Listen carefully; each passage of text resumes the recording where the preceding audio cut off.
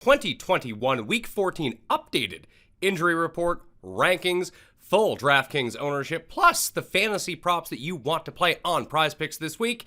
I completely apologize for the lack of quality of the show. As many people know, I am on the road this week, and when I opened up my suitcase, a lot of my stuff was damaged. So this is what we're getting this week. No video for the YouTube viewers. I completely apologize for that, but hey, we're still doing fine. Smash the like button for the video, subscribe to Mayo Media Network, and if you're looking for the full cheat sheet when you don't want to listen to me talk about any of this stuff, the updated newsletter report is available in the description right now. I suggest you go check that out. That will be updated again on Sunday morning and after inactives are released on Sunday morning to make sure that you know every single injury that is happening. The rankings are updated as well. Those are down in the description. Plus, the Pat Mayo Experience Listeners League is almost full. That link is down there as well. There's around 250 spots left right now, so go fill it up before Sunday comes. Oh, and runthesims.com has a promo right now, $100 for the rest of the year. But if you use runthesims.com/Mayo, you get another 10% off. And in a really mysterious week like this, where we don't know exactly where the chalk is going to gravitate on DraftKings, you probably want to use an optimizer. I'm not going to lie to you. So let the computer make your decisions for you. Let's start with the fantasy props of the week on prizepicks.com. As I tell you every week, and some people still haven't done this yet, which absolutely blows my mind, go to prizepicks.com, use code MMN at deposit. You get a match deposit of up to $100. But really, what you want to do is play in the Mayo Media Network props contest. Anyone can play in it, whether you have an account or if you have an account already or you're a new player, but it's $7.11, and you get 10 times your money if you get all 5 of your picks correct, plus you get a bonus $50. Nowhere else, really, are you going to find 17 times your money for a $7.11 wager, so prizepicks.com, code MMN.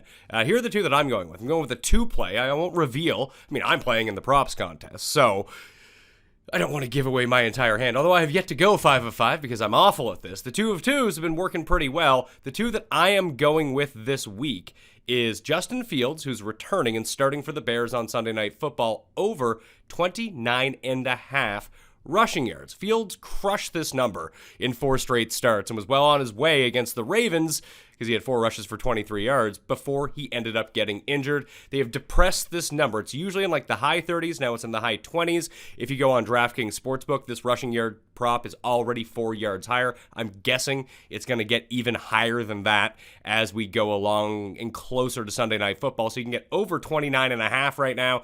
I really like that. Just pray for health from Justin Fields, and he should really glide to this number, no matter what the conditions are in the Sunday Night Football game. And then there's Leonard Fournette, 32.5 receiving yards on PrizePicks right now. He's gone over the number 3 of the past 4 games. In the game that he didn't, that game against Indianapolis, when he scored the 4 rushing touchdowns, he had 7 catches on 8 targets in that game and somehow didn't get over 32.5 receiving yards. That really seems like an aberration if you're going to have 7 catches in a game. And the Bills are kind of primed to be taken advantage of by Leonard Fournette out of the backfield with Tom Brady, solely because they can generate pressure with 4 rushers. Generally, the teams that give Tom Brady a lot of problems, but that just means he's going to get the ball out as quickly as possible, and it's going to be Leonard Fournette on the field most of the time over Ronald Jones and Gio Bernard because of the pass blocking and the receiving prowess that he brings to the table. Plus, Tampa already throws more than any other team in football per averages per play, so against the Bills, you would think they would do that even more in what really looks like it's going to be a boat race. So Leonard Fournette over 32.5 receiving yards. Now we're into the injuries for the week, and it's not great out there. I'm not going to lie to you. So here's who we have out right now. Tevin Coleman is out with a concussion. Travis Homer and Adrian Peterson are both out in the Seahawks backfield. Darrell Henderson, as it turns out on Saturday, popped up on the COVID list. He is likely out. For Monday, that means Sony Michel has just skyrocketed into the top 10 of running back rankings. Now, there is a possibility that Sony Michel will be deemed a close contact, but I believe because he is vaccinated, he is not at risk unless he tests positive. Keep an eye out on that because that is Monday Night Football, but Sony Michel is shaping up to be an excellent play with no other competition in the Rams backfield against one of the worst rush defenses in all of football. Jamal Williams was placed on the COVID list. He is out for the Detroit Lions. DeAndre Swift is also out. More on that in a second. Elijah Mitchell is out for the 49ers. Mark Ingram is out for the Saints. Mike Boone has been placed on the COVID list. He is out for the Broncos, but Melvin Gordon appears like he is likely to return to that backfield. Tony Pollard is questionable against the football team, but he's trending towards being out. He didn't practice all week. Now, we're going to know this very early on Sunday, which is great news, but I have taken him out of my Week 14 rankings. Once again, you can find all the hot links down in the description or on DKNation.com. An elevated Ezekiel Elliott in the rankings. We may get some Corey Clement in that game if Pollard is going to be up, but I would expect to see a heavy dose of Ezekiel Elliott. The one that's really hard to wrap your mind around is Chase Edmonds, because Arizona has said they're going to wait until Monday to decide his status, and this really impacts. It's not that you were going to use Chase Edmonds in his first game back against Rams. I suppose you could if you wanted to, but you probably weren't going to do that anyway. But it really impacts James Conner. And if you were relying on James Conner, we may now get into a situation where it's back to a 50-50, 60-40 type backfield. He'd probably be on a pitch count, I'm guessing. I don't think that he ends up playing, but I'm wrong all the time, like my fantastic take of Madison over Cook on Thursday night. Yeah, that wasn't right. That was a bad idea. I benched Dalvin Cook in a league I needed to win because I am an absolute goober, a jamoke, if you will, if you're from this tri-state area. But it's going to be tough to hold out hope for Edmonds. I've bumped down Connor in the rankings to number 16 at running back, just in the off chance. Now, he was already in the top 10 when it looked like Edmonds was going to be out. Now, with the chance of him coming back, I had to bump down Connor because you're not going to have the luxury of knowing whether or not Edmonds is out before you have to make some of these start-sit decisions. That's the reasoning behind James Conner. Dumped down into running back 2 territory instead of running back 1 territory. As mentioned, Melvin Gordon is likely in, David Montgomery, Joe Mixon, and David Johnson all likely in as well. J.D. McKissick for the Washington football team is going to be a game-time decision against the Dallas Cowboys. So let's circle back and try to figure out what is going on with some of these different situations. Ty Johnson seems to be the biggest benefactor here with Michael Carter and Tevin Coleman out. Austin Walter, I think that's that dude's name that we saw like 2 weeks ago. I mean, it's the Jets' backfield. You probably don't want a ton of them. Yeah, Austin Walter, sorry. The one who stole the touchdowns. Maybe he gets extended run, but it does look like Ty Johnson is going to be the lead back in the backfield. I have him at number 22 in the running back rankings. That's one spot behind Kareem Hunt and one spot ahead of A.J. Dillon because I have taken Tony Pollard out of the rankings as it stands right now. Now, he could end up being back in the rankings. You know how all this works because I do the updates so frequently on Sunday that you can just kind of check that out. Problem is, even if Ty Johnson ends up with 70% of the workload out of the backfield, he may get his touchdowns vultured by Walter for one thing, and it's just really tough to run on the Saints defense, who is looking healthier and healthier by the moment. Additionally, I would think that this is going to be a very, very fast game. Probably when you tune into the 1 o'clock slate, this will be the first one that is over because you have Taysom Hill starting at quarterback for the Saints. He's going to run a ton. Alvin Kamara, who is now up into the top 10 at running back for me, number 7, with Mark Ingram out. So they're just going to run the entire time against the Jets offense, which you can really run all over. It's not like Zach Wilson's any good, so they're going to try to run the ball as much as possible on them. So it's just a very slow-moving game. And the big issue for Ty Johnson, so much of his value was derived from catching passes out of the backfield, and Zach Wilson just sucks at throwing to his running backs. It's not that the offensive philosophy is different with Zach Wilson. They just know his strengths and weaknesses. And he has a lot of weaknesses, but the biggest one really does seem to be, besides being terrible and throwing interceptions, is throwing to his running backs. He just bullets it at them at like 300 miles per hour, and they can't catch them. Where Mike White and Joe Flacco, they were leading them and allowing them to be used as a safety valve. So I do think that he gets a lot of run, a lot of volume. I just don't know how good the volume is going to be. So that becomes really difficult. So he's at number 21 in the rankings. Sorry, not 22, number 21. He's also $4,400 on DraftKings. Now you have the rest of the cheap running backs. I have JaMychal Hasty at number 23 with Elijah Mitchell out. Jeff Wilson is going to play as well. He's at number 31. I could see this being more of a split, although we haven't seen that much out of the Shanahan offense so far this year in San Francisco. So with JaMychal Hasty, I would expect him to be the receiving back if they do decide to throw to their running backs, and probably the leading rusher, as Jeff Wilson has faltered flustered in that role already this season. The big issue becomes we've seen Jeff Wilson just vulture touchdowns in the past where it's a situation with Hasty could end up going like 15 for 80 and 4 for 32 out of the backfield, which is fine, and scores 0 touchdowns, and Jeff Wilson scores 3 on 3 carries or something stupid like that. So that's not what I'm looking forward to. I hope that's not the case. I hope that JaMychal Hasty ends up becoming the better play, but that's where I'm at with those two. Jamar Jefferson, with both Lions backs being out, I have at number 24 in the rankings. I have him, and I promised myself I was going to go learn how to properly pronounce this guy's last name, but I didn't because I was just so flustered that all my equipment was broken. But Godwin Igwebuike. I'm really bad with Nigerian last names, by the way. So I have Jamar Jefferson at number 24.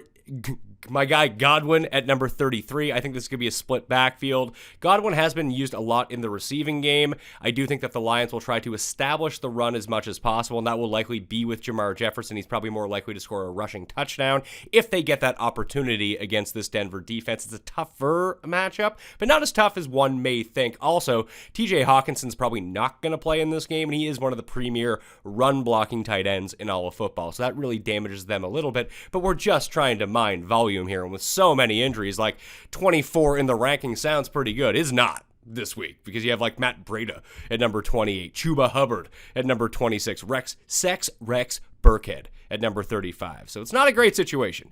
Hopefully you have good running backs on your team because the guys you have to pick up are an absolute crapshoot. Probably 2 of the 6 of them are going to be fine. You're just trying to figure out which one they are. That's a bit more of a situation as we go forward. There are 3 other injuries that you should really be paying attention to right now because it involves the Jets, which is a really good thing. As of Saturday, Myles Gaskin and Salvon Ahmed were both placed on the COVID list. Gaskin earlier in the week, Salvon Ahmed on Saturday as a close contact. Now, Phillip Lindsay, because he had the ankle injury, was off and not in the running back room, presumably, at least so far according to reports, meaning he is not on the COVID list, but he had missed the week previous before the bye with an ankle injury. So, unless Gaskin and Ahmed can clear COVID protocol, and because Patrick Laird was just placed on injured reserve, Phillip Lindsay may actually be the only I guess Duke Johnson would be there too, but he would be the primary ball handler against the Jets in week 15. So if you're trying to get ahead of the game, you can go pick up Phillip Lindsay right now for free because that team is on bye, or just spend $0 on waivers to go pick them up on Sunday morning if you need a running back for the first round of the fantasy playoffs. It's these little edges that may not end up working out for you, but by the time Tuesday comes along and people realize what's actually going on here, if those guys are still on the COVID list, he's going to be the highest priced fab running back there is. You can go get him right now for no cost if you want to, and he has what is the premium matchup of week 15. Like I said, those guys might end up becoming back, and Lindsay is absolutely useless, and Lindsay could still be hurt coming off the bye too. But right now, he is trending to be the only one starting in that Dolphins backfield. Could see like a 75-80% share of the snaps at running back. I mean, it's pretty good. You can backdoor your way into a lot of points when you're on the field that often against the New York Jets. Elijah Moore at receiver has been placed on injured reserve. He is out. I've bumped up Jamison Crowder because the slot guy is who you want against the New Orleans Saints, not Marshawn Lattimore, who's now likely to cover either Mims or Keelan Cole. I like Keelan Cole a little bit better than Mims, but I don't love him. Keenan Allen out for the Los Angeles Chargers. He's on the COVID list. Mike Williams is likely to be in as he has tested negative all week and now shaping up to be one of the most popular DraftKings plays. So in the Chargers receiving core, they just upgraded a guy named Jason Moore, who I had never heard of before, from the practice squad. But the way that it looks to me is you want to play Mike Williams. Guyton you can take a flyer on. I'm not really digging Josh Palmer. I don't really know how that's going to work out. But realistically, if you want to stack these guys on DraftKings or just play them, it's Herbert, Eckler, and Mike Williams, because everyone else, Cook, Parham, Steven Anderson, doesn't matter. They're all an absolute crapshoot. You don't know where the ball is going outside of all of those guys. Mike Williams and Eckler excelled mightily last season when Keenan Allen was out with Justin Herbert, so that's the way that I would be looking at again. Giants receiving core, Kadarius Toney is officially out. It looks like both Kenny Golladay with his ribs problem and Sterling Shepard are both going to play, and Mike Glennon now looks like he's going to play against the Los Angeles Chargers in this game. So I like Sterling Shepard the best. Golladay was being forced the ball from Glennon before he left with an injury a week ago against the Dolphins, so he could be a pretty sneaky play as well. Marquise Goodwin likely out for the Bears. Bears. Allen Robinson, likely in for the Bears. First time in a while, not that you want to play Allen Robinson because he's been trash, but, he's an option at least, as he's going to be on the field for the first time since week 9. T. Higgins, likely in. The biggest one for me is Deebo Samuel. I had to put him in the rankings in the mid-20s because he's like a legit game-time decision right now. I'm guessing he's not going to play, but like I said, I've been wrong on all this crap before. I have it number 23 in the rankings. That is one spot ahead of Jamison Crowder, one spot behind Julio Jones, who is returning against Jacksonville. I would have Deebo higher in the rankings if this was a 1 p.m. game, but it is not a 1 p.m. game. It is a 4 p.m. game, so you're going to have to make a lot of decisions before knowing what his status is going to be. Now, he is a big enough talent, even if he is limited, they're probably still going to use him out of the backfield. He would actually kind of crush JaMychal Hasty a little bit because, he would be getting carries out of the backfield. He's apt to score a rushing touchdown and just take away from everyone else. So you'll want to play him if he plays. The issue is you just don't know if he is going to play or not. So there are a few safer options on the board. You can check out the rankings to find all of those. But that's sort of the situation right now with Deebo Samuel. Brandon Cooks is questionable with a back injury. He is likely to play. Cedric Wilson, no one really cares about him with all of the Dallas receivers being back, but he is likely to play as well, but it's not that big of a deal. Deontay Harris is out 3 games for the New Orleans Saints because of a DUI. No Calvin Ridley. Corey Davis out for the season. A.J. Brown still on injured reserve. Randall Cobb had abdominal surgery. He's been placed on injured reserve as well. And then you have Antonio Brown. He's out till Boxing Day, December 26th, because of his fake vax. Good for him. Good for you, Antonio Brown. Smart move there. Pay your chef next time, pal. At quarterback, Mike Glennon is likely to start. Tyrod Taylor out. Davis Mills likely is going to start for the Houston Texans. Taysom Hill is going to start for the Saints. Justin Fields starting for the Chicago Bears. Jalen Hurts, we'll keep an eye on him coming out of the bye for the Philadelphia Eagles and see where he is at. At tight end, Ricky Seals-Jones is in for the Washington football team. No Logan Thomas. He's out for the season. We know how much that the Washington football team utilizes their tight ends. He's a nice prop over type play in this game. I would expect him to see the 3rd most targets on the Washington football team behind Scorin, Terry, McLaurin, and Antonio Gibson out of the backfield. 2 tight ends for the Cleveland Browns are out. Harrison Bryant and David Njoku both out for this game. That leaves Austin Hooper on the field. Not that I love Austin Hooper, but that's bad for the blocking prowess in the backfield here. We know that the Ravens are going to load up to stop the run from the Browns, and you miss 2 big bodies. 13 personnel, the 3 tight end sets are where the Browns have been the most effective all season long.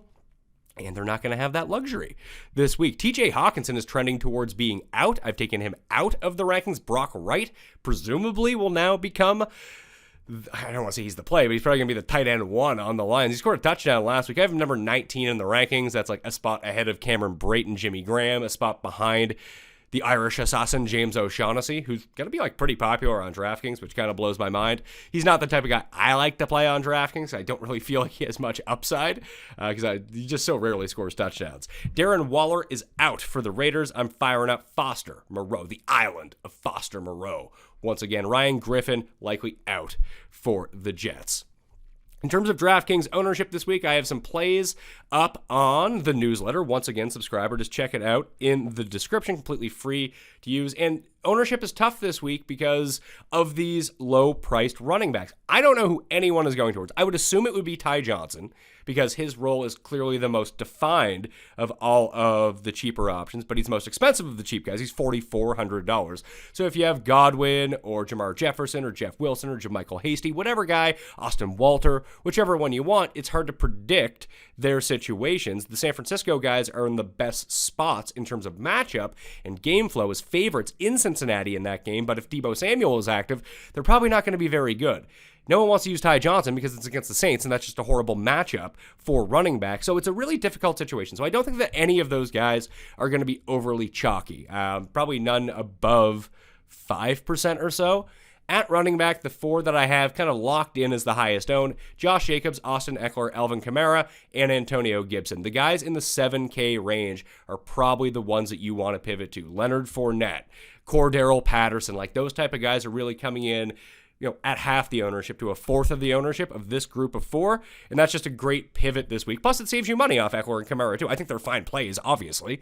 Even Ezekiel Elliott. Now, if Tony Pollard is going to be out, that could be touchdown city there. I actually like Dak as a stack with CD and maybe even Cooper in that matchup and bring it back with Gibson or bring it back with McLaurin or even just overload on that game. I know it's going to be cold, but it just doesn't seem like people want to take the periphery pieces outside of Antonio Gibson in that game. So it's a really nice spot to overload and stack with, one really good offense and a pass defense, which is god-awful on Washington. They just haven't played anyone who's been able to take advantage of it recently.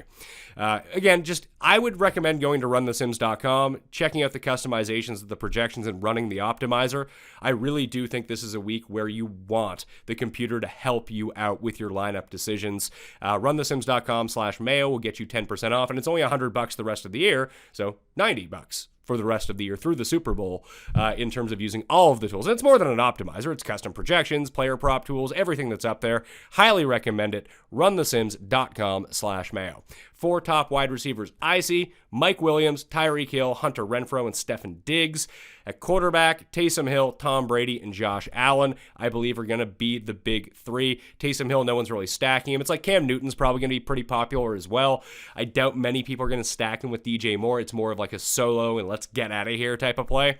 At tight end, Kelsey and Gronk, you're 1 and 2. I like going back to Foster Moreau at $4,000. Chalk a week ago, completely busted, up in price, but in a better matchup against the Chiefs this time around. At defense, the Saints against the Jets. Yeah, that one's pretty obvious.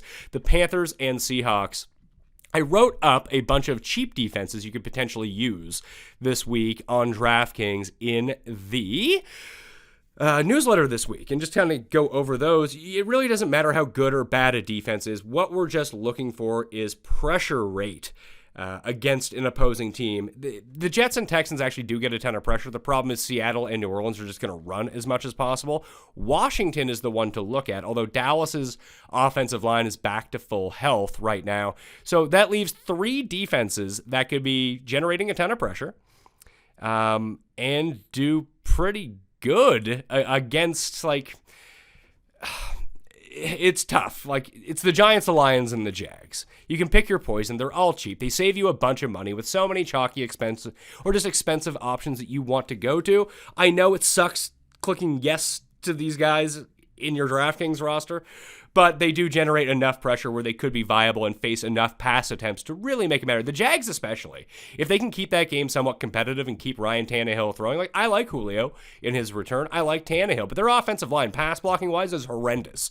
And we've seen them get lit up by Houston in the past. Why not Jacksonville? It's just if they jump out to a 10-0 lead, they're going to run the ball 500 times. So it's not going to make that big of a difference because the Jags won't have the ability to get pressure when they're running the ball. But if they can keep them passing just a little bit, the Jags D could be really good in this spot. That'll do it for me on the show. Good luck in Week 14. Once again, apologies for the audio quality and no visuals this week. I guess maybe I'm sparing you the unfortunate circumstance of looking at my ugly mug for 25 minutes. But hey, here we are. It's not that bad. So runthesims.com/Mayo, prizepicks.com, code MMN, and get in on the MMN Prize Picks Props Pool by playing a 5-pick play with a $7.11 entry to capitalize on that $50 bonus and get 17 times your money. Smash the like on the way out, and all the info that you need is down in that description with hyperlinks. The newsletter, the ranks, and the Listeners League. Go click on all of them, and thank you very much. I will see you next time.